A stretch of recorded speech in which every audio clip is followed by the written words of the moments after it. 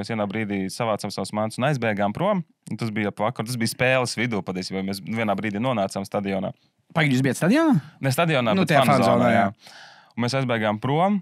Un tad mēs vienkārši bijām uz šoseis un gājām pa šosei, bet šoseis Francijā nevar. Un vienā brīdī policija mūs paņēma no ceļa un aizveda līdz benzīna tankam, lai mēs nerādāmies uz šoseis. Un tums tieši uznāca, mēs sapratām, ka jāguļ. Un jā, Emīlam gan bija guļam mais līdzi. Man es vienkārši ietinos dvieli un visu to nakti nodarbēju benzīna tankā. Esiet sveicināti, cilvēki, klausītāji. Es esmu Rudolfs Kugrāns un šis ir mans jaunais podcasts ar nosaukumu Kojas. Ātri izstāstīšu, kāpēc nosaukums ir Kojas, tāpēc, ka man nekad nebija koja pieredze dzīvē līdz šai vasarai Valmieras teātra festivālam, Valmieras vasaras teātra festivālam, kur man bija jāspēlē izrādē, un es dzīvoju 3 nedēļas. Jā, man liekas. Jā, es 3 nedēļas dzīvoju kojās, un es sapratu, ka tāds ļoti daudz foršas sarunas notiek koju virtuvē, un tur, protams, bija iesaistīts arī visādas citas blakus lietas, un tajās kojās bija pilns ar daudz interesantiem cilvēkiem, tāpēc tās sarunas bija ļoti interesants, jo tur bija no kādām 4 izrādēm, tās komandas, tur aktieri, režisori, scenogrāfi, Iveta Pola. Bet jā, bija interesanti, un es šīs sarunas gribu turpināt.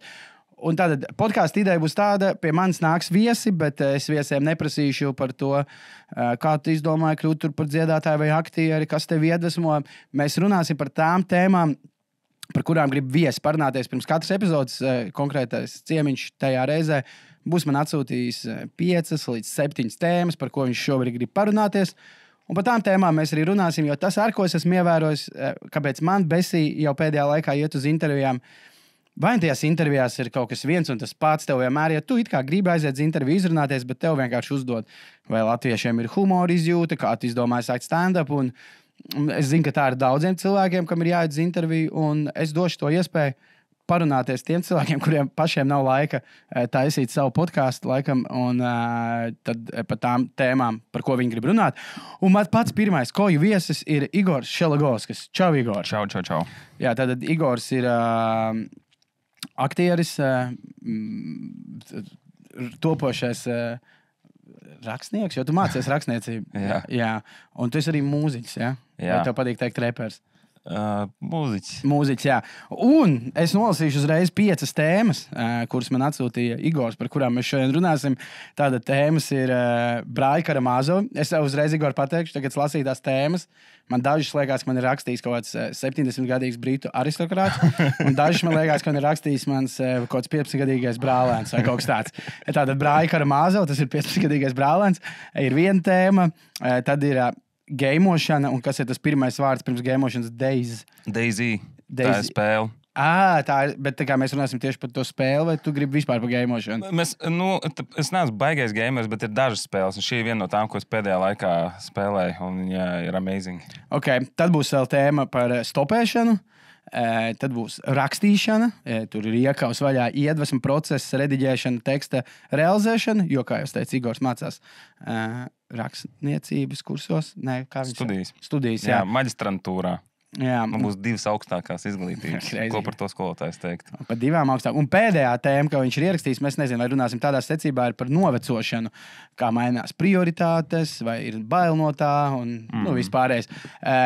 Zini kā, nesākam mošku uzreiz ar novecošanu. Es gribēju paprasīt, pirmkārt, tev šīs tēmas ir tādas, kas tev ir šobrīd aktuāls, vai tās ir tēmas, kas tev ir viscauri dzīvē, tādas, par kurām tu domā, un viņas ir aktuāls? Man šķiet, ka viņas tādas manas fundamentālās tēmas, ap kurām es riņķoju pa laikam, pie kurām es kaut kā atgriežos. Es par viņiem nedomāju ikdienā gluži, bet teikst, kaut ko dari, un tad tu piefiksē, un tu padomā par to, un tad tu atskaties, ka šis tev ir bijis aktuāls pirms kaut kādiem gadiem, un tad tu vari salīdzināt, kā tev iet ar to un tā. Sākam ar stopēšanu. Jo tu varbūt tās vari pastāstīt, jo es atceros, tad, kad tu vēl studēji, man liekas, aktieros augstskolā, tev, man liekas, bija viena vasara ar kursu biedru, kas bija saistībā ar stopēšanu, vai ne?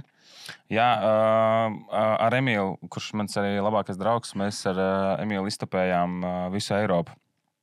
Cik visu Eiropu. Mūsu mērķis tajā gadā bija pasaules vai Eiropas čempionāts futbolā.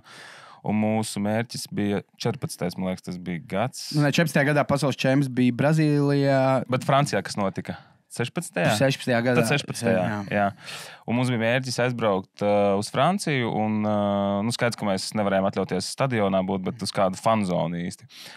Un tad mēs ar kursu, mums tur bija arī viens projekts Amsterdamā. Tad mēs nedēļas bijām Amsterdamā. Un tad no Amsterdamas caur Beļģiju uz Franciju. Un tad no Francijas caur Vāciju. Kaut kā tā braucam atpakaļ. Bet uz Amsterdamu jums nebija jāstupē, ja? Jā, tur mēs lidojām, tur mums samaksāja. Jums bija nauda viesnīcām, vai arī tas nebija tā īsti? Teorētiski, jā. Mēs zinām, ka mēs ņemsim obligāti Francijā viesnīcu, tur mēs plānojam palikt vairākas dienas. Bet turpceļā, tā bija man arī pirmā pieredze, un bija vasara karsta, vai ne?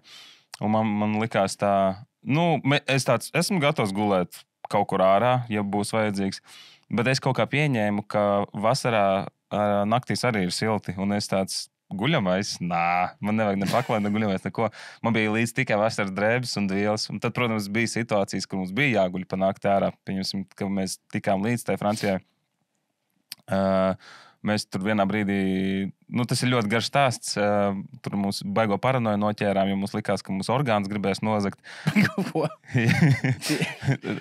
Es ceru, ka jūs to izdomājat bez pamata. Jūs vienkārši tāds, mēs esam tādi jauni, skaisti, ārieši, bez 100 punktu, kāds mums gribēs orgāns nozagt. Nē, tas bija tā, mēs iebraucām Lillē, un Lille ir tā kā Francijas Daugavpils. Okay. Un tur nav no kurienes stopēt, un tajā dienā tieši spēle bija, mēs riktīgi steidzāmies, un mēs stopējām no viadukta. Un, protams, neviens nestājās, un piestāja pa laikam ļoti šeidīja mašīnas. Vienā brīdī piestāja mašīna, no kuras atvērās logi, un tur tāds riktīgs dūmākons iznāca ārā, un viņi tāda, kokā, un mēs tā, no thanks, un viņi mums izmet vidējos aizbrauc tālāk. Bet tad mums apstājās viens pāris, kas izskatījās normāls. Viņi mums paņēma un jautā, ko mēs sakam uz futbolu, un tā viņš saka, vai mēs arī braucam kopā, iebraucam pie mums, jo spēlē vēl 3 stundas un kaut ko.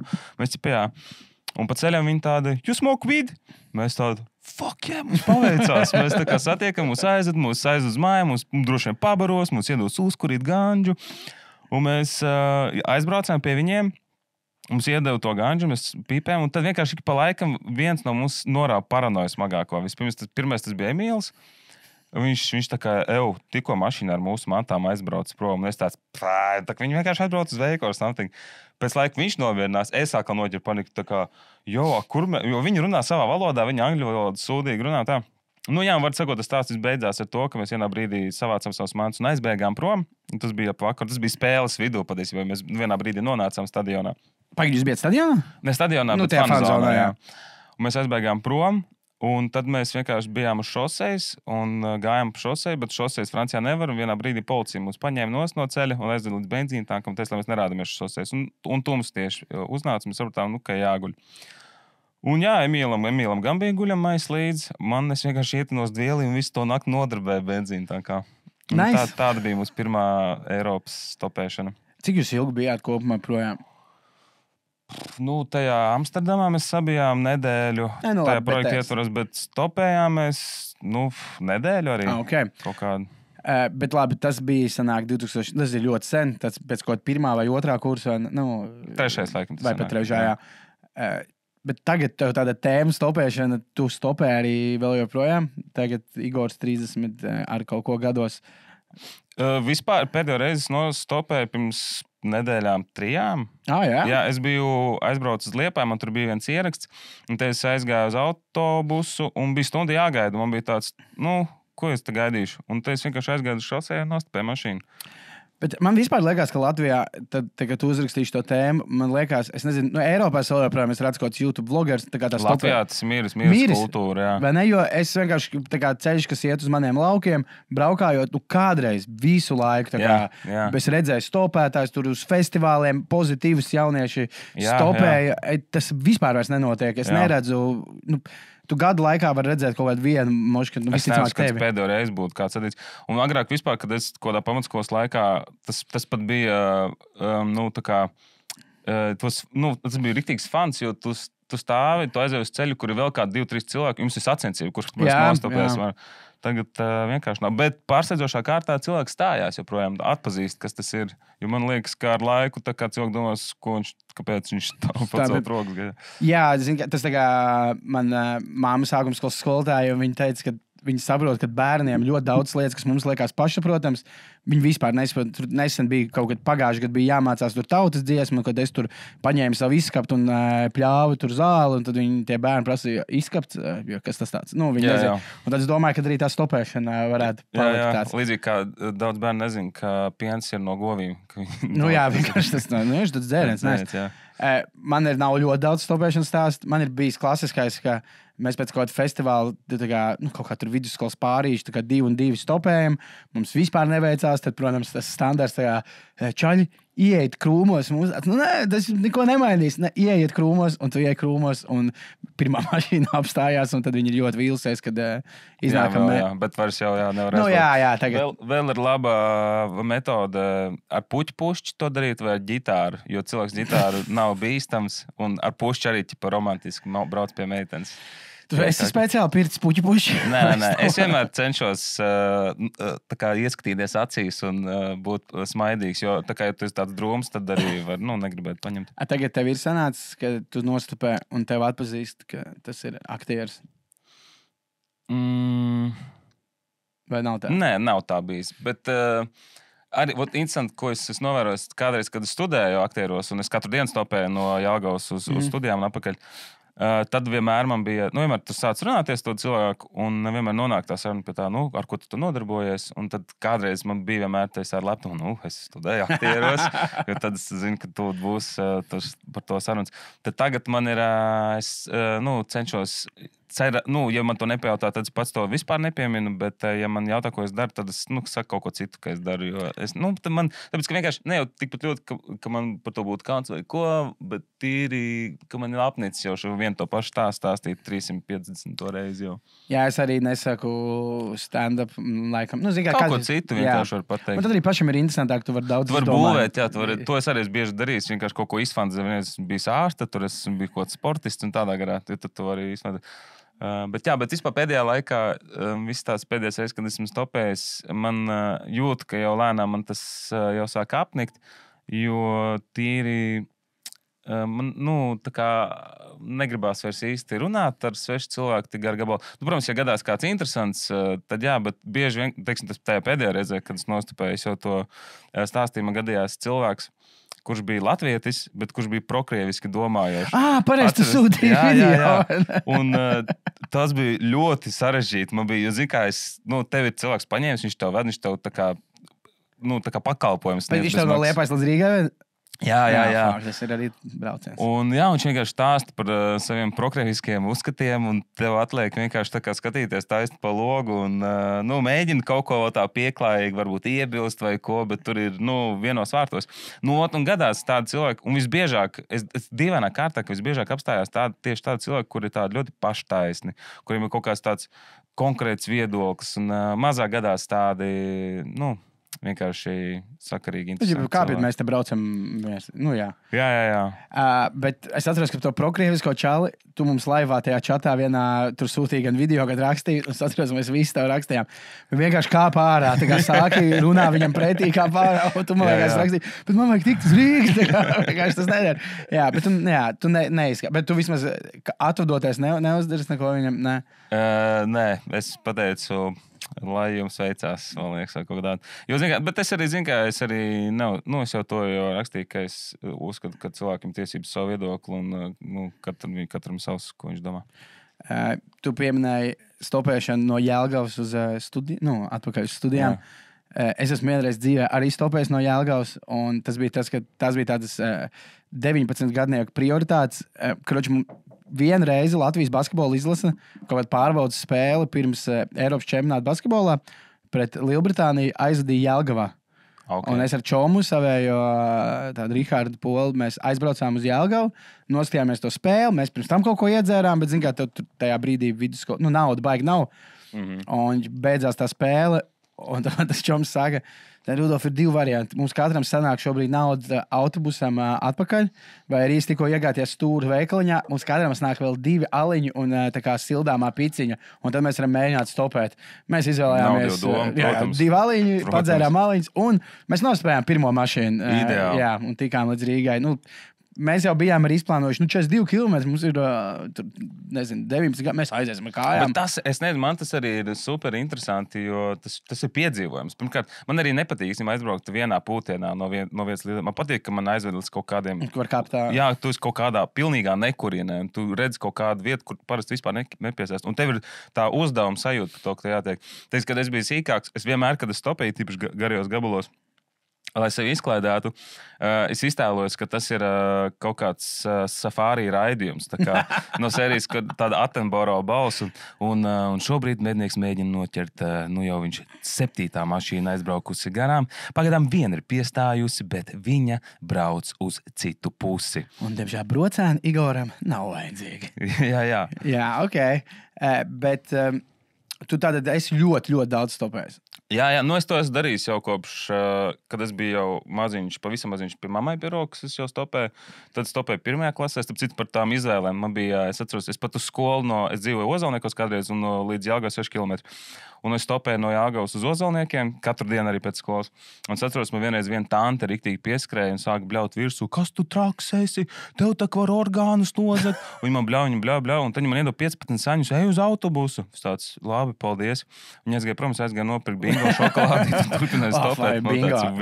Bingo. Jā, bingo. Ļoti pietrūkst. Bring it back. Jā. Bet tas, kāpēc, man liekas, ir pazudus tā stopēšana, jo ir parādījušies tie heji uz Liepāju, kas brauc, kur tu vari vienkārši, Facebookā grupas ir. Samaksā un viss. Man tur vienreiz bija interesanti.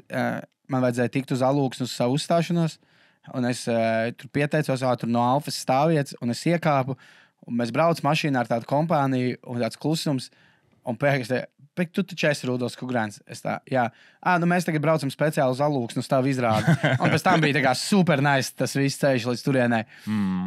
Bet būtu interesanti, ja tā tante tas būtu, ja jums tiešām Francijā ir Emīls Zakta orgāns, tā tante no Ozolniekiem būtu pēdējais, ko tu atcerēties. Viņai bija taisnība. Jā. Zigā, es ar to stopēšanu varētu, es nezinu, tu domā vēl, tu nediez vai dzīvē vēl kādreiz uz Francijas stopēs, vai ne? Nezinu, man jau, teiksim, pēc tā Emīla ceļojuma, man kaut kāda nākamā vai aiznākamā vasara bija tā, tas bija super spontāni. Es piecēlos no rīta, man tāds, man kaut kāds 2 nedēļas brīvs, man tāds, aiztupēšu līdz Berlīnai. Jā, un es aiztupēju. Jā, viens pats. Un es aiztupēju līdz Berlīnai kaut kādā vienā dienā patiesībā.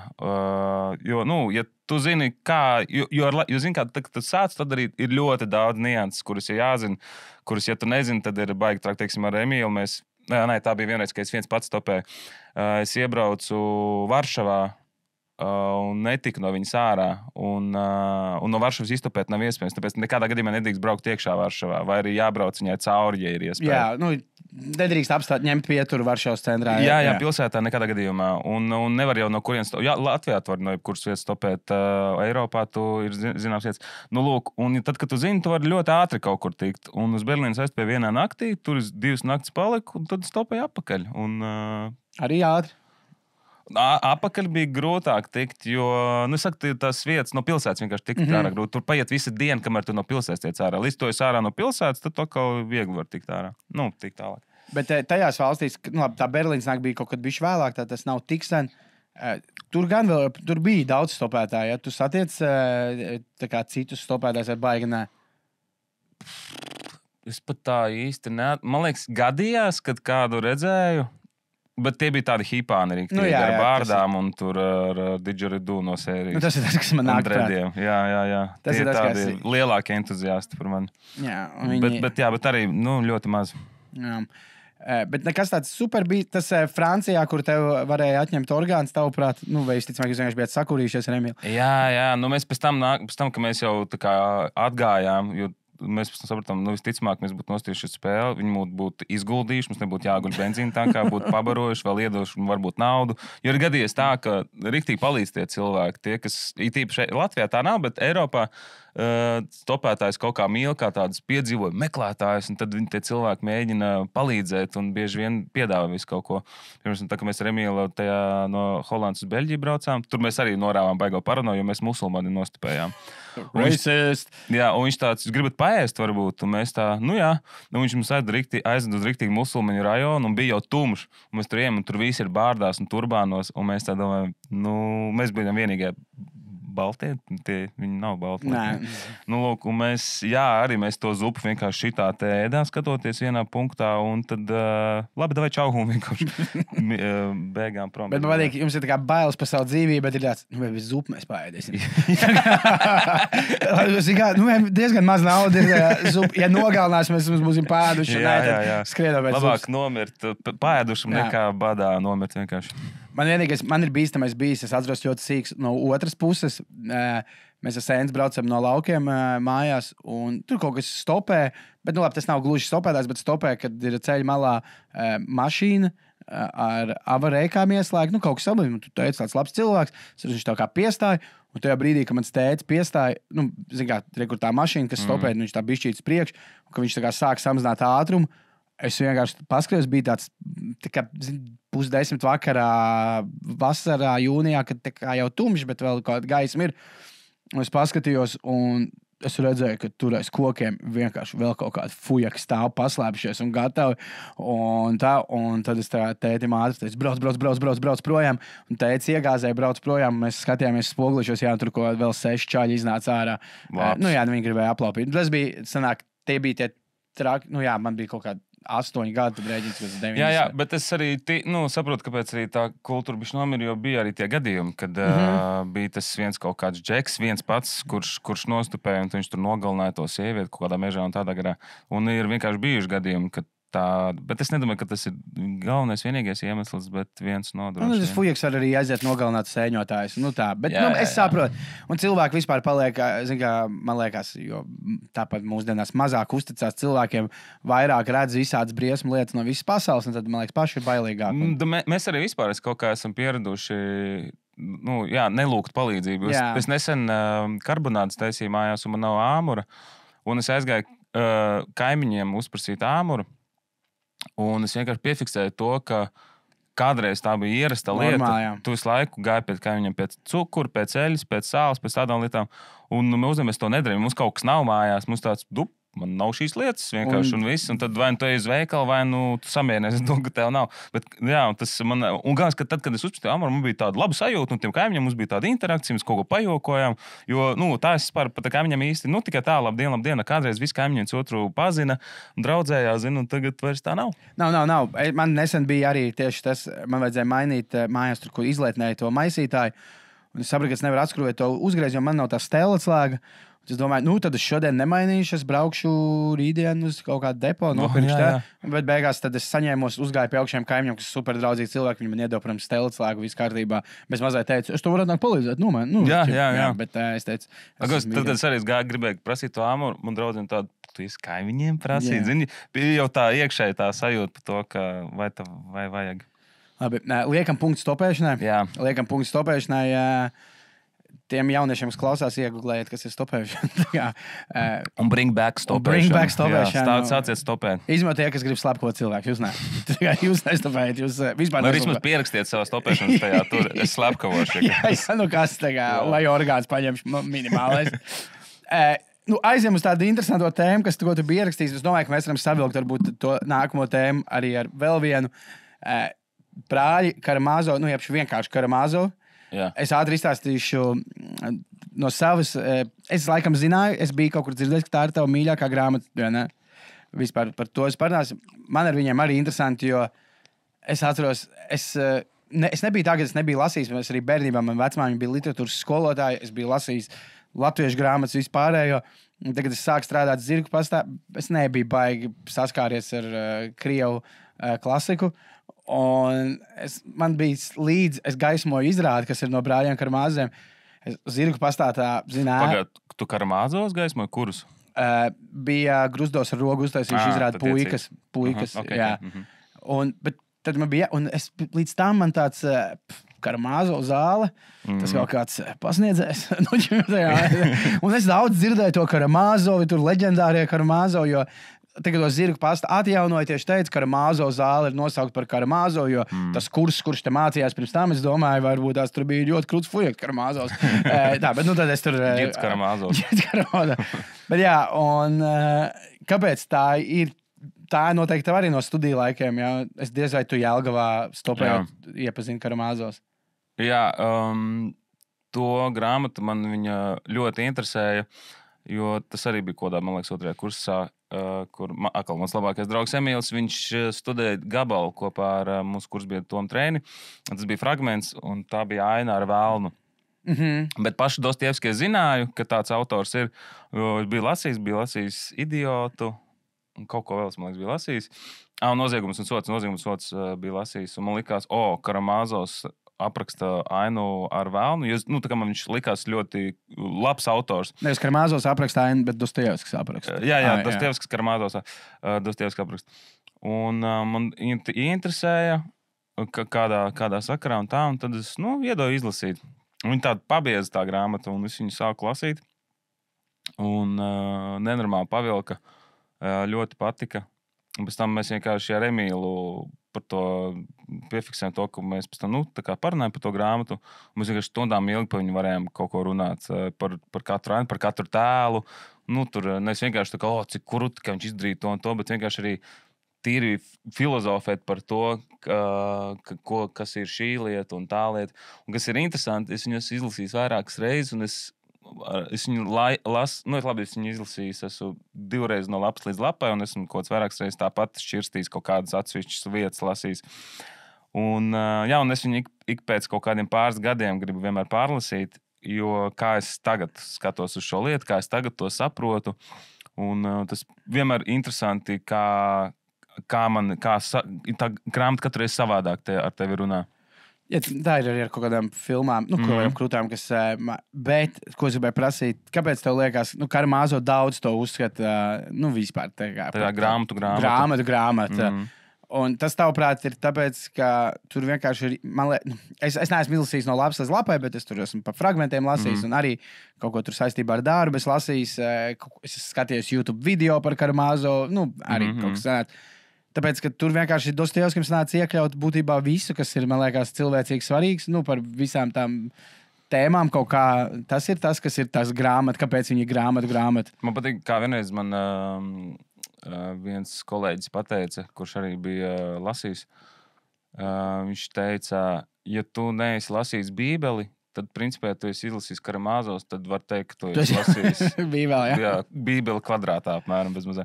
Un Bībeli, principā, ir tāda dzīves grāmata par dualismu, principā, par labo un slikto, un patiesībā, viena lieta, tā bija pēdējais reize, kad es izlasīju, es no Karamāzoviem sapratu to ideju par to, kāpēc Jēzus nomira par mūsu grēkiem. Jo vienmēr šis teiciens vienmēr ir licies dīvains savā. Ko nozīmē, ka Jēzus nomira par mūsu grēkiem? Kādiem mūsu grēkiem? Par ko tu runā?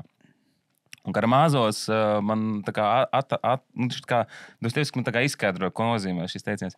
Un principā tas ir tā, ka skaties, Karamāzos ir tas viens cilvēks, kurš saņem sodu beigās par to slepkavību, kuru viņš nav veicis allegedly. Nav līdz galam atbildēts to jautājumu. Viņš saņem sodu par noziegumu, kuru viņš nav veicis. Jēzus arī saņem sodu par noziegumu, kuru viņš nav veicis. Bet tāpat laikā viņš arī bija grēcīgs cilvēks. Lūk, un tāpat laikā to noziegumu nebija veikuši arī visi pārējie cilvēki. Un tomēr katrs savus 5 centus pielika, lai tas noziegums notiktu tiešā vai netiešā veidā, nepalīdzēdams tam, vai tas tur pateicis tā kādam to, kāds tur, ka tie visi cilvēki, vismaz tajā grāmatā tas tik ļoti labi parādīts, ka visi ir tik ļoti savā starpā saistīts, ka basically mēs visi nogalinājām to vienu cilvēku. Jā, bet sodu saņem tas viens, jo kādam tas sods ir jāsņem, tas ir asins grēks nogalināt tēvu, zini? Un kādam tas sods ir jāsņem, un viņš to izdarīja par visiem tiem cilvēkiem, kas to noziegumu veica. Tā es to sapratu. Jā, es nekad tā nebiju domājis. Wow. Jā, nu tādā ziņā, ka mēs visi ikdienā grēkojam, teiksim, tas, kas notiek pasaulē, visas ļaunās lietas, mēs vienkārši to neapzināmies, bet arī mēs esam kaut kādā ziņā pie tā atbildīgi. Ļoti kādam tas ir 1%, kādam tas ir 0,0001%. Es domāju, ka pat lielākajai daļai tas ir 0,01%. Un tomēr, jā, ka tur izkustina to vienu zobratu un viss izmaiņas, un mēs visi savā starpā esam saistīti. Tāpat kā arī budismā ir tas, ka viss ir viens un viens ir viss. Šito tu teici šķirtā, ne? Varētu būt, Māc, ka teici jā. šķirtā, jā. Tu zini, cik gados Dostojevskis sarakstīja? Karamazovs? Jā. Tā bija viņa mūža pēdējā grāmata. Viņš viņu uzrakstīja neilgi, pēc tam viņš nomira. Viņš gribēja rakstīt taču sīko, vai ne? Es lasīju kaut kur vakar, gatavoties šim, kad bija plāns, ka viņam būs par kaut kādu vienu no tiem tēliem vēl tā kā tur, bet to viņš neuzrakstīja. Varbūt to es tik smuki nezinu. Bet vai ne, tu piekrīti, ka tādu grāmatu var laikam sarakstīt tikai beigās? Jā. Tas nav iespējams. Pilnīgi makes sense, jā, kāpēc tā bija viņa arī pēdējā grāmata, kur viņš arī visu izlika. Un, jā. 20 gados tas laikam tā... Viņš viņu ir šausmīgi ilgi rakstīja, man liekas. Man liekas, tas ir vienkārši tāds dzīves darbs, jo tur pagaid, Dostojevskim nav, tur kāds no tēliem nav viņš, vai kaut kas tāds, tā grāmata ir analizēta daudz, vai par to nav runāts. Man šķiet, man jau vispār liekas, ka tie visi tie brāļi ir viens cilvēks. Un tas īstenībā tie visi brāļi arī ir viņš viens pats. Un arī kaut kādā ziņā viņš arī ir tas tēvs. Jā. Un kas ir varbūt viņš ir katrs no tiem cilvēkiem savā ziņā. Kas tā arī varētu būt. Ja mēs varam ar jebkuru cilvēku patiesībā relētot, kas nozīmē, ka daļai mēs esam tie paši. Crazy. Ko es gribēju teikt vēl par Karamazoviem? Kādu liekas... Tu ieteiktu, tu uzskati, ka tā ir grāmata, kas visiem cilvēkiem ir jāizlasa? Obligāti. Jā? Jā. Bībeli vai tā kā Karamazovu vairāk cilvēkiem ir jāizlasa? Es Bībeli neesmu lasījis, bet es arī gribu tāpēc Bībeli izlasīt. Man nedaudz Bībele acīts neuzrunā, jo tur laiku atkārtojas viena tāpat tēma par to, ka ir jātic. Un Dostojevskis tādā ziņā tik ļoti to tur jau tieši ir viens, kurš ir, tur jau ir tieši... Jā, un par to es abrīnoju, jo skaidrs Dostojevskis pats jau bija ļoti dievticīgs cilvēks. Jā. Bet cik ļoti godīgi viņš parādīja arī to otru pusi, kāpēc arī neticēt Dievu. Kāpēc Dievu pasaulē ir apšaubām pasaule. Ka tas viss... Bet, un tas man arī liekas, ka tas jau arī īstenībā ir tāpēc, ka, nezinu, vienalga, cik tev ir gadi, bet es domāju, ka visticīgākais cilvēks, nodzīvojot līdz mūža beigām, viņš jau arī kādā brīdī, viņam ir tāds, man šī tā viss diršana. Tā kā jebkuram, es domāju, arī mācītājiem kādā brīdī, Zini, es saprotu, katrs mācītājs, man vienās kāzās ļoti labi tos nāc redzēt, ka, mācītājs to saka, un ko Dievs būs salauzājis, to cilvēkam nebūs šķirt, un tajā brīdī tu redzi zālē ir viens pazīstams cilvēks, kurš ir tikko izšķīries, un kurš uztais tāds sejas, izteiks tā, es nezinu, zini, mācītāji var visu laiku saka tāds lietas, bet hei, ka cilvēks to var pēc tam arī izšķirt, tā.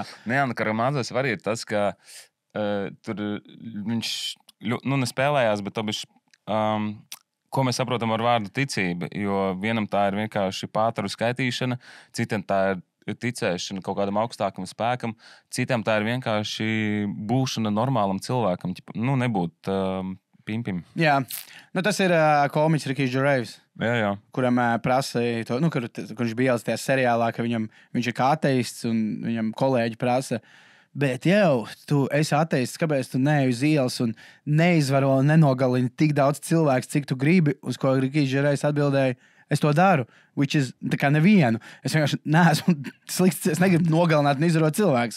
Es nogalinu. Man nav vajadzīga reliģija, lai es būtu labs cilvēks. Jā, es saprotu, ka nogalināt nav baigi labi. Man ļoti patīk, kur viņš vienā kaut kādā sarunu šovā pateica. Par dieviem? Jā, ka viņš saka, ir tur 99 dievi, vai ne? Un tu tici savam tam vienam kristiešu dievam, tu nozīmē, ka tu netici tiem 98. Jā. Es vienkārši neticu par vēl vienu. Un viņš beigās pateica, tas bija kaut kāds arī mācītājs. Viņš teica, mēs vispār esam ne tik much different. Mēs esam būtībā the same. Ļoti maz atšķirība mūsos ir. Kad tu ierakstīji Karamazovu, es domāju, nav tāds super slavens ekrans. Nē, laikam ir krieviem. Bet es nevaru pastīties. To nevar. Es arī domāju, bet kas man liekas interesanti, ko man liekas tev vajadzētu nostīties. Es izgāju cauri visi, kas ir mēģinājuši. Tātad kas man liekas interesanti, ir kaut kādu kuru tur gadu Marokas daudzsēriju filma Brāļa Karmāzo, kur viss ir bet visi notikumi ir pielāgoti Marokai, un laikam kaut kas tāds pats ir meksikāņu Brāļa Karmāzo seriāls, kur viss ir tā kā... Karamazos. Jā, bet tur, man liekas, viņi ir sit pļaukas visu laiku, un tā kā ļoti tādi... Man liekas, to Marokas un Meksikas varētu būt pat tīri inčīgi nostīties. Mēs, starp citu, tas, kam par godu ir nosaukt Karamazo zāli, tā ir tā Pētera Krylova izrāde. Es zinu, jā. Es viņās redzēju ierakstā. Es arī esmu redzējis. Tur bija tas aktieris, kas ir nomiris ar gariem blondiem matiem. Viņš nomira? Kāds viņam ir uzvārds? Es tagad neatcerēšos. Jā. Nē, bet vai viņš ir miris? Varbūt. Ēcis, man liekas. Nē, tad es jaucu. Es par latviešu versiju runāju. Jā. Un tu, Nē, labi, tad es varbūt jaucu, tur kaut ko citu izrādu. Jā, bet tur tajā, kur ar Ļošu ir Regnārs Vaivars, jā. Tur ir Skrastīņš. Ne, tur nav viens nomirs, es tur sajūtu. Man liekas, ka tur nav, jā. Jā. Tur viss tas kurs jau Broka, Skulte, tur ir Ēcis. Kas bija vēl viens brālis? Keišs Smerdjakovs. Un viņi spēlē, un tur vēl ļoti labi piestāv tas, ka tas ir, es ar to ierakstu redzēju, tas ir vecais zirgu pasts, un viņi spēlē būtībā tādā, tā kā izskatās, ka tajos laikos. Ļoti, jā. Un jā, tas ir ļoti krūti izrāda, man ļoti patika. Un jā, neko citu man būtu grūti pastīties, tas būtu tāds vai. Bet tāpat laikā mēs arī ar Emilu par to esam runājuši, ka es nenormāli gribētu, ka kāds taisa to izrādi un viņā piedalīties un absolūti pilnīgi jebkuru lomu spēlēt. Es tev gribēju prasīt, kuru tu gribētu spēlēt, tev vienalga. Tās visas lomas ir tik ļoti interesantas un tik dziļas un tik... Un pašam būtu grūti izvēlēties. Mēs nesen, pirms pāris gadiem runājām ar vienu lietuviešu režisoru, un, kur mēs koķitējām ar šo ideju. Viņš teica, ka viņš gribētu arī, viņš gan teica, ka es varētu ar Ļošu spēlēt. Un man likās, nezinu, bet labi.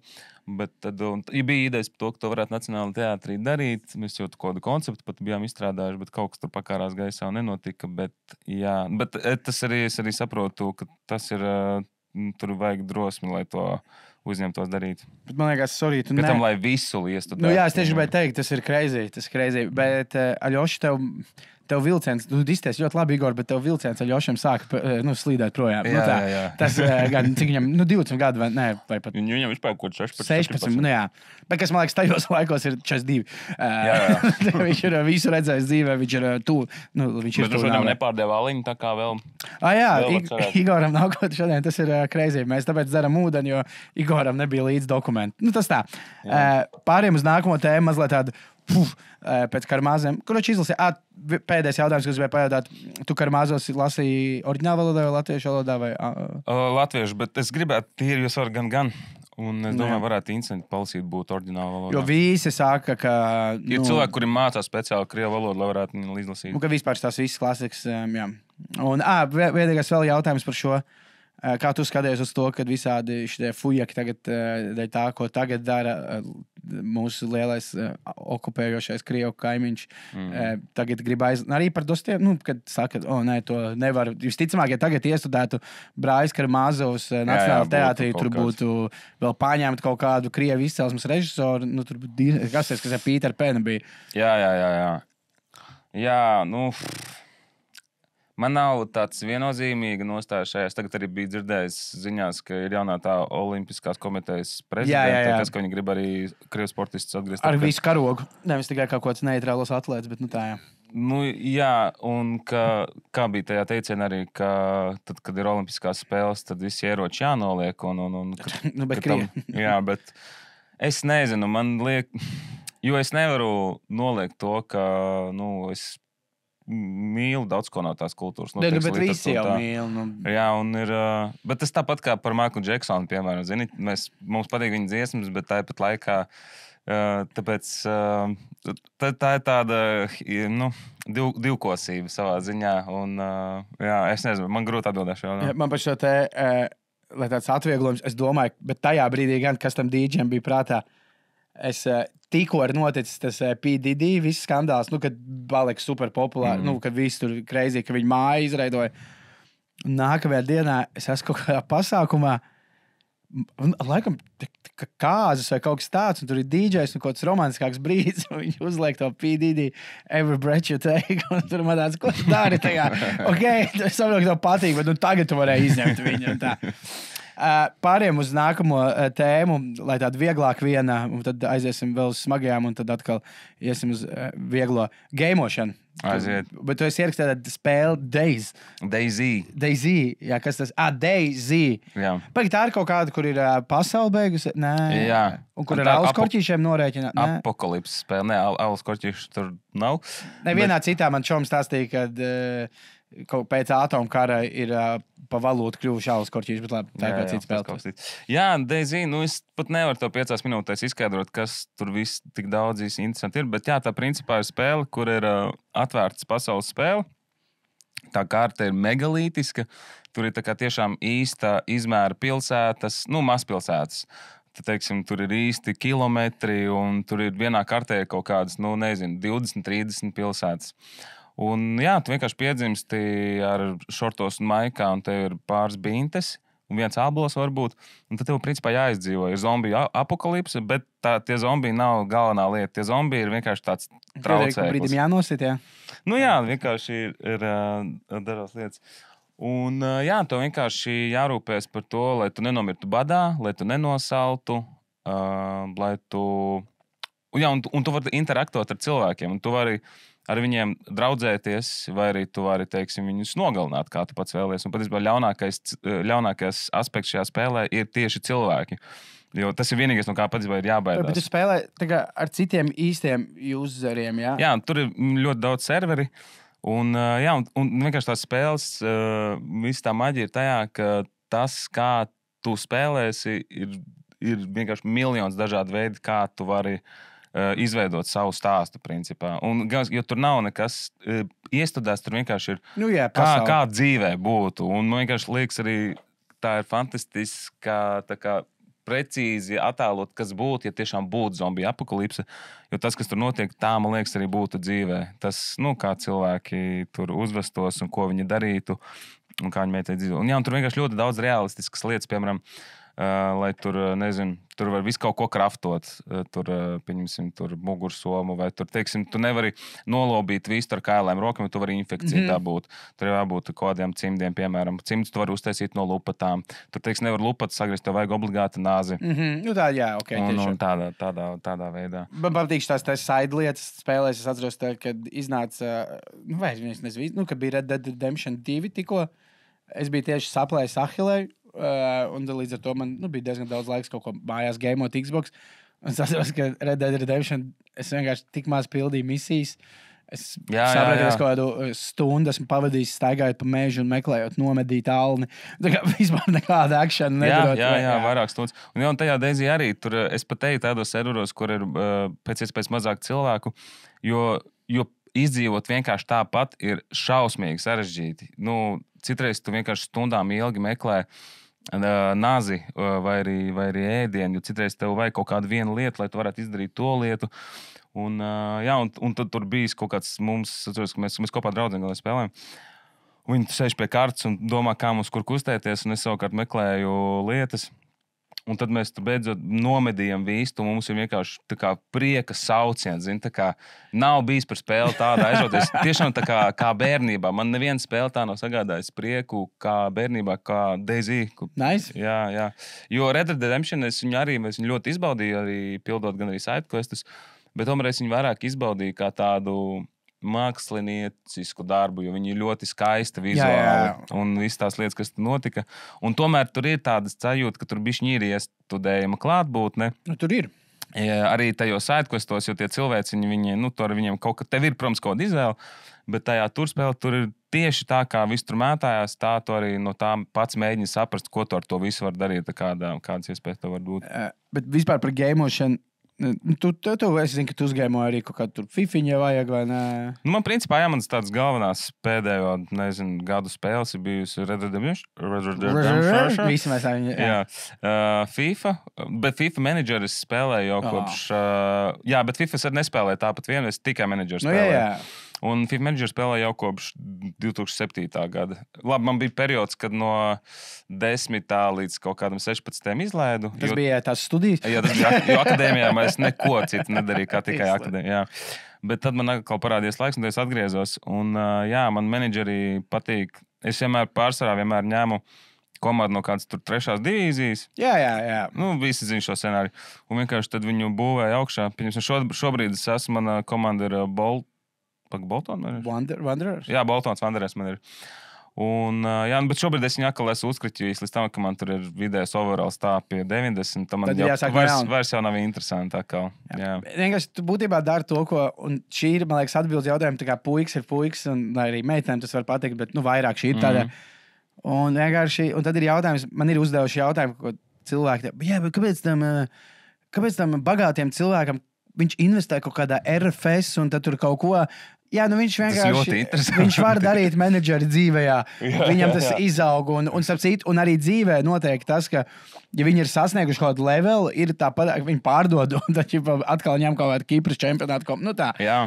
Bet par gameošanu es gribēju prasīt, man kādreiz ļoti nepatika, man aizskāra, es atceros, es uzvilkos vienā ar CEO pasākumā, kur teica šo te, kaut kādi draugi uzzināja, ka es spēlēju Xbox un tā, un vienkārši pateica tā meitene, tas tā Rudolf bērnišķīgi, un mēs paši tajā brīdī spēlējam kaut kādu galdu spēli. Es teicu, Xbox vienkārši nav kartons, bet tur ir tā krutāk, viss šitais tikai daudz krutāk. Kāpēc cilvēks saka, ka tas ir bērnišķīgi? Tas, man liekas, ir tāds ļoti normāls hobijs, un tu vari būt, un arī, pirmkārt, man liekas, ja tas ir bērnišķīgi, un es arī NBA spēlēju vēl joprojām, tur tas ir kaut kāds atmiņas, protams, bet pirmkārt, man liekas, bērnišķīgi nav slikti, bet man tiešām arī liekas, ka nav video spēle bērnišķīga. Un par video spēlēm tā saka, bet tu, ja kādreiz uzzini, ka cilvēks tiešām, mēs ar draugiem satiekamies, tur reiz nedēļā spēlēm, tur to un to galdu spēli, to par to nesaka bērnišķīgi, bet par video spēlēm ir tie cilvēkam vienmēr gribās teikt, ka ir bērnišķīgi. Kāpēc? Kāpēc tas cilvēkiem ir palicis tā? Jo tik daudz pieauguši cilvēku spēlē. Es, kāpā visu. Man tā liekas. Vienīgais, kā es to varu domāt, tāds ar savu perspektīvu, kur man liekas kaut kas, ko es nesaprotu. Teiksim, man liktos varbūt tur nūģīgi, ka cilvēks tur, es nezinu, kolekcionē tur pudeļu korķīšus. Varbūt. Lai gan nē, man arī tas liktos prikulīgi. Ja viņš tev parādītu kolekciju ar 5000, tu ļoti ilgi skatītos. Un viņam par katru būtu savs stāsts arī tur, zini. Es pieļauju vienkārši, ka cilvēki, es nesapratu gan jau. Jo, teiksim, ja pašam tas īsti neinteresē, tad tas vienkārši, tas pēc kā asociatīvi, tas to dara bērni. Bērnu laikam, jā. Jā, bet kopumā man liekas, tāpēc, ka vienkārši, tur nav nesaprot. Bet es arī neuzskatu, ka ir jāks vispār diskutēt ar tādu cilvēku. Tas tā kā... Vispār komunicēt ar tādu. Jā. Tas tāpat kā mēs, strīdētos par to, kuram tur labāka gaume kaut kāda, vienkārši katram savs. Jā, man tāds pēdējais, nepaliksim baigi ilgi, man liekas, pie video spēlēm. Es gribēju vienkārši arī tas ir bērnišķīgi, Rudolf. Jā, tas ir bērnišķīgi. Jā, bet vai tu kādu brīdi, es tev uzdošu jautājumu, un tad arī es pateikšu no sevis. Bet kādreiz jau šajā tādā nopietnējā vecumā tu esi sakaunējies. Tev bija tas vistas stāsts, ka tu bišķi pat nopietni sapriecājāties. Ka tu esi sev pārmetis, ka es bišķi pat nopietni piegājuši tam, vai arī ikdienā domā par to, lai gan tev būtu, jāspēlēs teātri un jāpieslēdās tev tāds, kā tur uztaisīt zombiju, notīrīt to vistu. Bet skaties, starp citu, es esmu iestrādājis atbildi cilvēkiem, kuri man saka, ja tas ir bērnišķīgi. Man ir, un tā ir tāda tā kā nopietna atbildi. Un tas ir fakti. Tie fakti man to reiz pastāstīja. Man likās, labi, šito saglabāšu. Īpaši manā profesijā cilvēkiem, teiksim, arī tev, ja tavs darbs ir saistīts ar iziešanu publikas priekšā, tad šī pieredze ir pielīdzināma kara briesmām vai arī kaut kādā dzīvības briesmām. Ja tu izej ārā un tu patērē ļoti daudz adrenalīna, jo tas nekontrolē tu vienkārši, lai izdzīvot tajos apstākļos, jo tu pats jūti, ka tu pārslēdzies, tev iekiko kādas lietas un tā. Un patērējot daudz adrenalīnu, tos resursus vajag atjaunot. Un video spēļu spēlēšana ir veids, kādā tiek atjaunotas, tāpēc, ka tā ir pilnīgi dabīga prasība to darīt, jo tev atjaunojās šie resursi, kurus tu patērē esot uz skatos. Un es pieļauju, ka citās profesijās arī ir. Līdz ar to video spēļu spēlēšana ir ne tikai izklaide, bet tas ir veselībai svarīgs komponents. Ir īpaši skatus cilvēki. Bet vēl atbildot par to, kad esmu sakaunējies, vienīgais, par ko esmu sakaunējies, ir tas, un es to reti kam saku, par to, kādā līmenī, es teiksim, spēlējot menedžeri, pieņemsim, cik ļoti kādā iztēles līmenī man ir viss tas notiek. Pieņemsim, pirms spēles un pēc spēles dod intervijas savā galvā. To zina visi. Tad es iztēlojos to, ka tiem maniem spēlētājiem ir kaut kādas savstarpējās attiecības, ka tur uzbrucējs ir sadirsies ar aizsargu, piemēram, un tad viņi to atrisina spēles laukumā, nedodot viens otram piespēles, vai ne? Un tad es kā komentētājs, šeit mēs zinām, sakam ir sakrājies, un tāpēc viņš spēlē individuāli šodien. Tā es pats kaut kāds drāmas, un to es nesaku. Un otrs ir vēl tas, ka es esmu bijis arī, ka esmu uzpsihojis par to. Un par to man ir vienīgais kauns, ka man spēle var novest līdz tādai galējai emocijai, kas ir dusmas. Es arī es NBA visvairāk spēlēju, es ar tur domāju par tām attiecībām, un man pat ir bijis tādi brīži, ka es saprotu, man tur satraumējās sezonā saspēles vadītājs, un vai kaut kāds saspēles vadītājs, un es meklēju kaut kādu maiņas darījumu, un es varu iemainīt šo te saspēles vadītāju. Un man ir tāds, es tuņu veikšu to maiņu, un tad es atceros, bet viņš tajā intervijā tāds debils lietas runāja.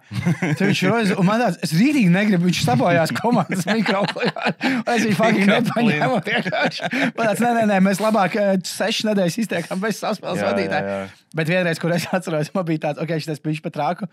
Vēl viena tāda spēle, ko es reizi gadā izspēlēju, kaut kāds 2 sezonas, ka viņi iznāk, ir Maidens, kas ir amerikāņu futbols. Un vienreiz man ir viena filmēšana, es tur strādāju ar cilvēku, ar kuriem, kas man pazīst, viņi zina, kā tas esmu ikdienā. Un es tieši esmu izdomājis, ka es vakarā iešu mājās, un man ir pusfināls, pēdējā spēle, lai tiktu Superbolā, ir jāspēlē pret Pittsburgh Steelers, viņiem tur baigi labais uzbrukums, es domāju, kā viņu apturēt. Un es sēžu, un tas pārtraukums, un es tā skatos tālumā, un man viena tāda pazīstama meitene, kas arī bija tajā projektā, viņa tā, Rudolf, tev dzīvē viss kārtībā ir, tu šodien tāds galīgi neesi savā ādā. Bet es domāju tikai par to, es tā pasaku, man tur personīgas problēmas. Īstenībā vienkārši tā kā mēs tur spēlēsim, tad es sapratu, varbūt bišķi pat rāku, bet es vakarā gājiņus uzvarēt. Viss kārtībā. Bet man liekas, tad pēc gameošanas jāpāriet uz no tavām 5 atsūtītām tēmām, vissmagākā tēma - novecošana. Es varu pateikt minējumu, kāpēc man likās, kāpēc tev tas varētu būt aktuāli, un tad tu pasaki. Mini. Es tā iedomāju, es pats neesmu nekad strādājis teātrī, bet es iedomājos, ka teātris varētu būt tāda traka vide, kur baigi redzēt, kas var notikt vēlāk. Jo es sen, kad bija pirmais podkāsts, arī intervēju Žagaru, kurš tagad ir Dailes teātra mākslinieks. Nē, viņš ir direktors. Žagars direktors, jā. Viņš pēc tam arī teica, es sapratu, ka aktieru lietas ir jābeidz, jo es sāku dabūt tikai tēva un vecā jaunā ķēniņa lomas. Ka tā amplitūda pamazinās un tā.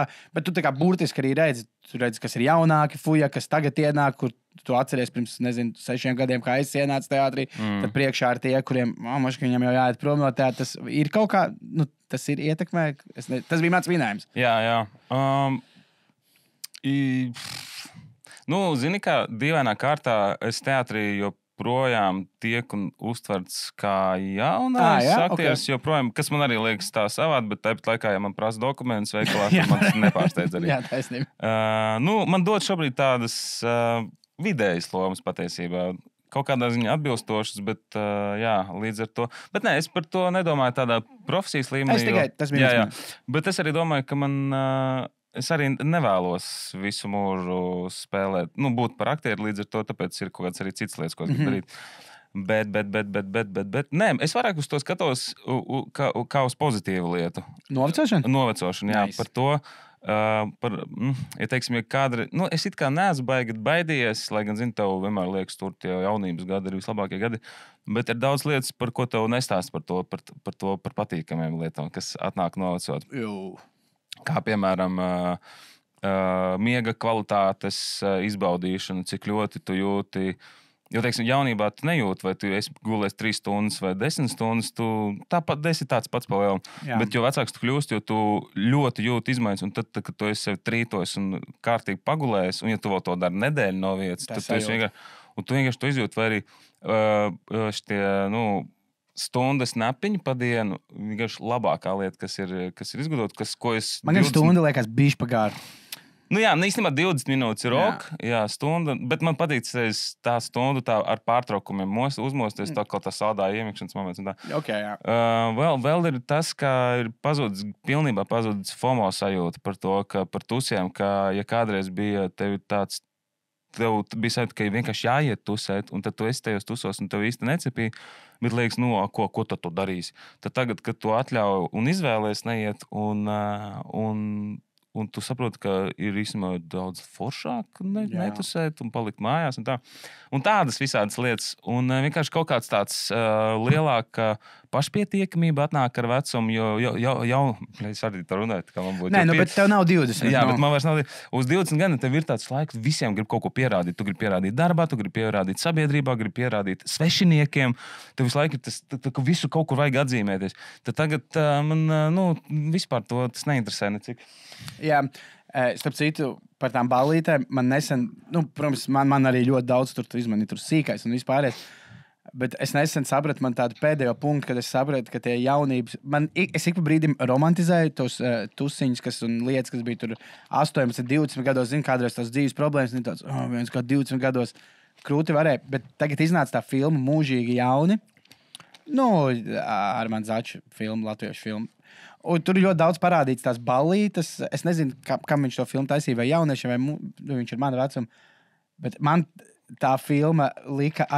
beigt, jo tur bija parādīts tāds jauniešu ballīts, un viņš bija viņas parādījis ļoti labi, jo viņš viņās bija daudz pats, acīm redzot, bijis. Viņas bija tā, ka es atcerējos kaut kādu Pritonu smaku un to visu tur sūdu, kas bija 20 gados, kas tev likās svarīgs, par ko tu tur dirsies, un lai gan īsumā baigā figņa. Man pēc tās filmas bija tāds, es čīstu vairs nekā negribu būt. Es esmu ļoti priecīgs, ka es esmu prom no tā, man ir šitās problēmas ar jāizguļās, kas ir 3-2 gados, 3-3, un es vispār vairs negribu tur atpakaļ. Bet vienā brīdī tas arī paliek nedaudz skumji, ka tu būdams savos 30, cik tu apgrozies starp 20 gadniekiem. Tālins kvartālā katru ceturtdienu. Jā. Bet man teiksim, bet man arī, tie ir dabīgi visi pēdējie tus, kas man ir bijuši. Man ir bijis tāds vispār, ko es domāju par to, kā es gribu mājās palielam. Un es arī, teiksim, arī teātraši, tie pirmizrāžu banketi, man vairāk anksi uzdzina, nekā es tur pavadu labi laiku. Jā. Un vienkārši gribās tagad ja salīdzinu, tu arī vairs nevari aiziet tur visu nakti kaut kādā bārā, kur īsti nevar nevienu runāt. Cits ir, pirms Valmieras teātris Kojās, kur bija kaut kāda... Ar savu kompāšu, tad pilnīgi cita ģēla. Sēdēt tur var visu nakti, vai arī pēc manā gadījumā, kas man ir nomainījis iešanu piekdienas vakarā tusēt, kad kaut kādā aizbrauc ar saviem čomiem, pa 2 laivām makšķerēt, mēs makšķerējam savu sarunu. Vai laivu brauciens, tas arī baigā tēma. Šitās te kaut kādos klubos, kur tev ir 3 pazīstami, bet viņš tur viens noklīst. 3 pazīstami, 20 nepazīstami. Starp citu, kas man bija viens tas pasākums, Kliklaks saucās. Un es kādreiz uz viņu diezgan... Kāds pasākums? Kliklak, reivs tāds.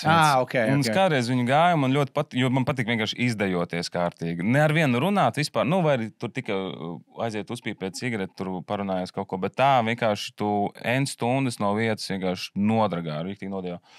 Un Kliklaks ļoti komerciāls palika.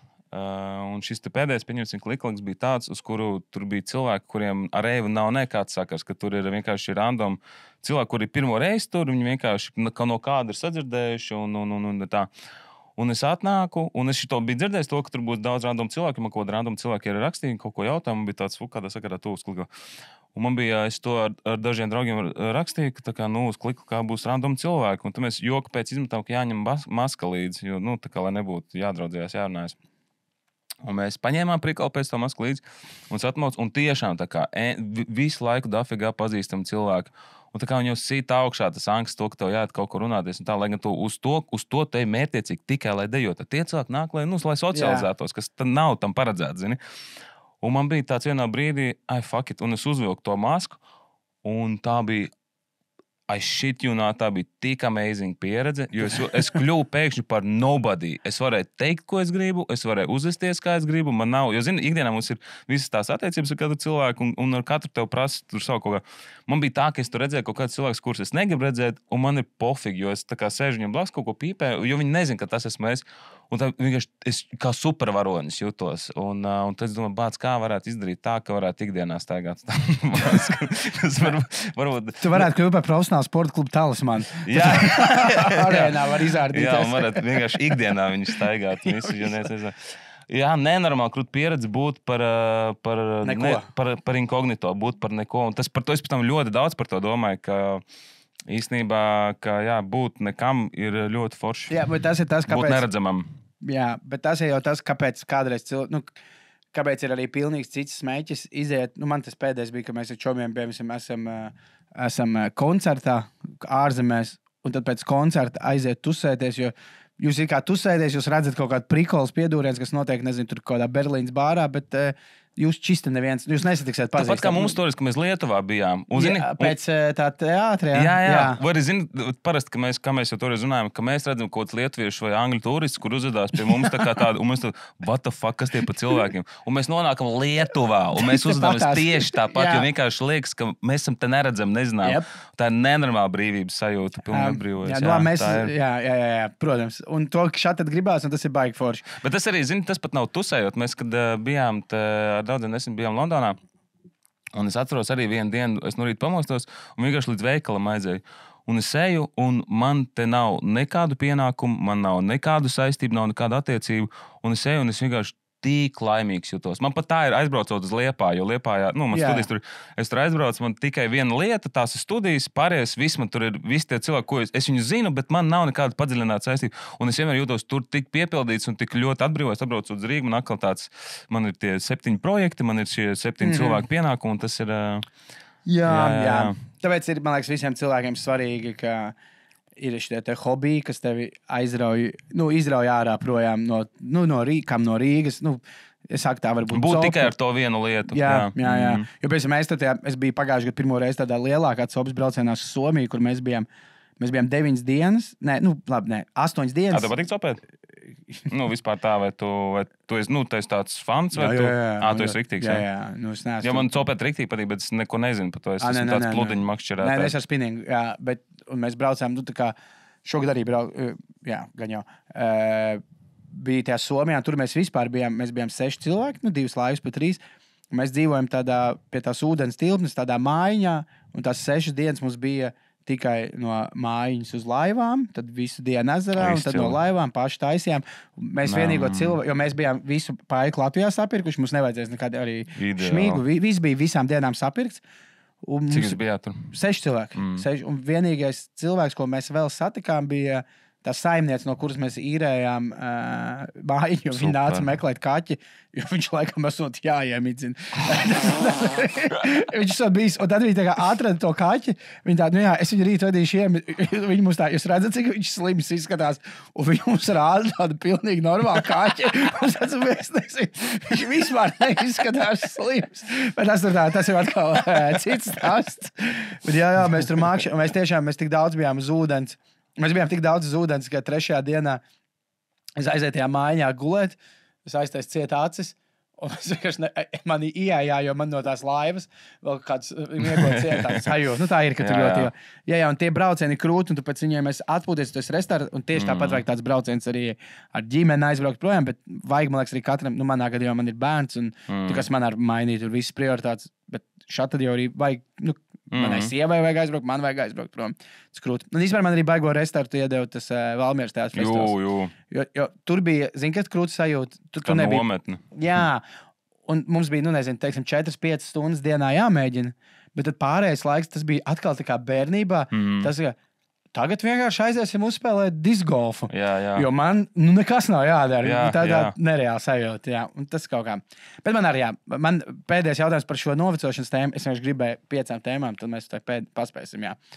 Pēdējais jautājums par novecošanās tēmu. Ja tu varētu atgriezties 18 gados, kas ir tā viena lieta, ko tu gribētu izbaudīt vēl tādā vecumā?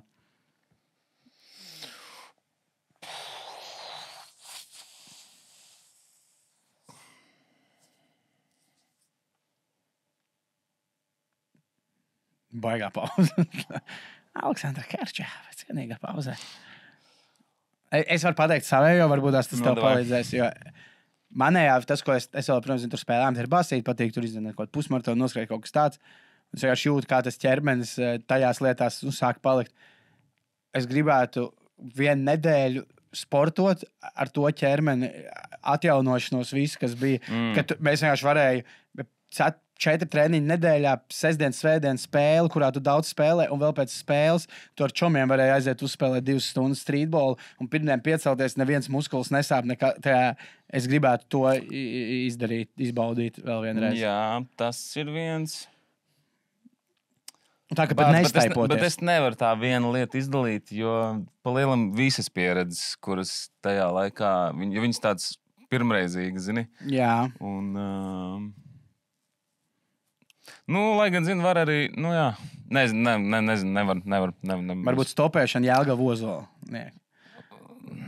Tādies vai būs. Arī nē. Jo vienkārši, es atceros tajos laikos, tu pat par to sportošanu, tu pat neizstaipies. Un vienkārši tev nekas nesāpēja. Tev likās, tu esi fucking... Zini, kas īstenībā, jā. Es nezinu, kāpēc, bet agrāk, zinu, kāpēc, tāpēc, ka agrāk nebija naudas, un līdz ar to Hesburgers varēja būt tāds reizi mēnesī pasākums, un to aiziet tā kā uz svētkiem, un to tagad Hesburgers tāpēc viņš tāds, meh. Tajā laikā Hesburgers bija Royal.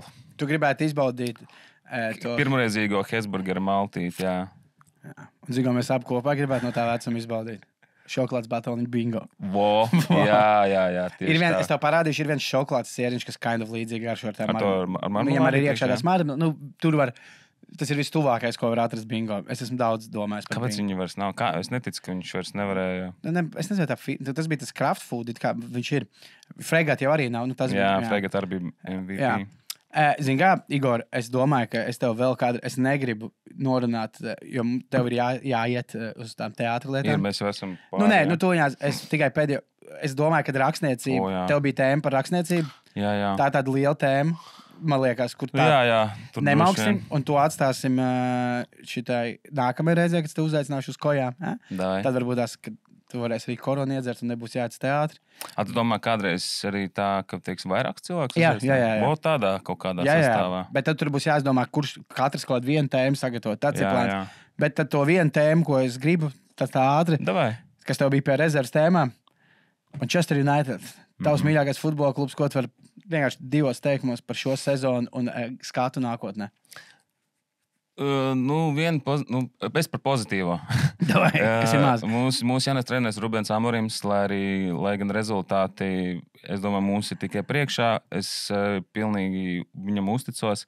Un vienkārši daudz kas cits vēl ir jālabo. Otra labā lieta ir jaunā paudze. Gan Amats, gan Kobi Meinu, gan Heavens, gan Chibo Obi, gan Colliers. Visi tie jaunie nāk iekšā un viņi izstāsta ļoti potenciāli labi spēlētāji. Un tāpat arī Dorgu, kas ir arī jauns. Un man patīk to, ka mēs šobrīd skatāmies, ka mēs, ir apmest tā mentalitāte, ka mēs tagad vai 2 sezonu laikā uztaisīsim čempionu komandu, bet ka mēs šobrīd skatāmies, uztaisām tagad tiešām rebuildu un saliekam savācam jaunu spēlētājus un uzbūvējam tā kā tiešām komandu, nevis mēģinam salikt kaut ko.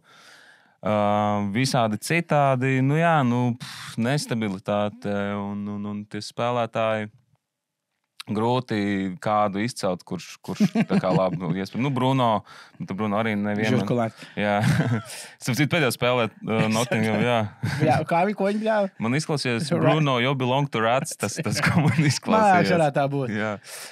Lūk, un es nezinu, es ceru, ka Sančo neatgriezīsies. Es dzirdēju, ka viņu netaisās pirkt, ka viņu gatavi samaksāt, lai nebūtu jāpērk. Un ceru uz labu uzbrucēju, kādu jaunu un kādu labiem pirkumiem, labu transferu sezonu. Es ceru, varētu notikt. Tad būs labākas sezonas priekšā. Jā. Super. Paldies, Igor, ka tu biji pirmais viesis kojās. Tātad, skatītāji, jums riebā šis raidījums nepārmetiet man, pārmetiet Igoram, jo viņš izvēlējās.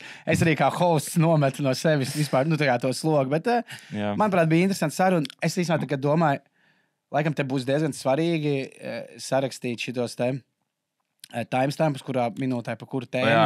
Jo var tas kaut kas, kas varētu neinteresēt, jā. Karamāzo, un tas man interesē, bet gamings ir ļoti bērnišķīgi. Jā. Tos negribu klausīties. Tā, Jā. paldies, klausījāties. Paldies, ka uzaicinājāt. Jā. Bija ļoti interesanti. Tiekamies noteikti vēlreiz kojās. Un es ceru, ka ar jums, skatītāji, klausītāji, tiekos nākamajā koja epizodē jau ļoti drīz. Atā!